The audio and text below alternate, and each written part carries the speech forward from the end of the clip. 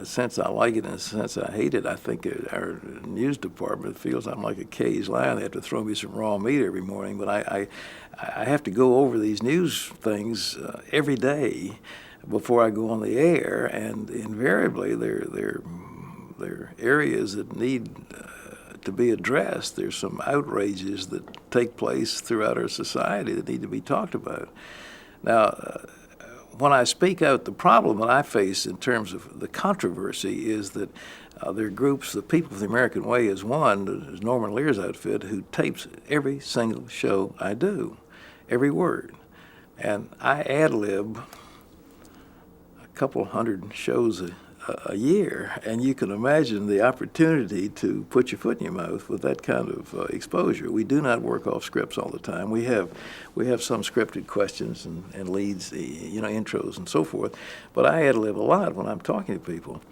But these people have they pick something out of context many times and feed it out to the Washington Post or to some other media, which salivates on getting this, and they send it out without calling us and said, is this the context? Did you really mean that? That is very difficult when you've got people who are magnifying an erroneous position and trying to make you look silly. And that's just the way we live in this society. The press in America is extremely liberal, and they don't like conservatives, and they're not too wild about evangelicals. So when you hold my views, which are biblically based on social issues, they don't like that, and they don't want to give us a legitimate hearing in terms of what we have to say. But the good news is the people seem to like my point of view, and the people who are winning the battle on television are the conservatives. The Fox News, for example, has come through as a conservative news voice, and they are way ahead now of CNN. O'Reilly's got the biggest audience, Hannity and Combs' big audience, and these other, the Fox News, et cetera, has just gotten a huge audience. So, and in terms of radio, I was told by the producer of one of these things that a particular liberal spokesman just can't get an audience, that people just don't want to listen to him. And so we win, but at the same time, people want to make fun of you. They want to shoot at you.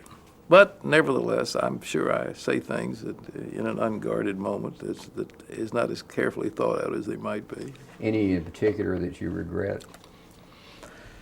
Oh, not really. I tell you, life's too short. But I forget. With me, I have to read. Oh, good grief! Maybe 3 books at least a week to interview the authors. We have a succession of authors. You always have authors who want to get on TV, and you have to look at their books. And that's part of a talk show. You interview authors, and so there's just one after the other in the news every day. That it gets to be a blur. Very frankly, it's just impossible to keep all these things in your mind that we run into. But at this point, if I treasured up all the gaffes of 40 years, I would be in sad shape. So I try to look at the positive part of life.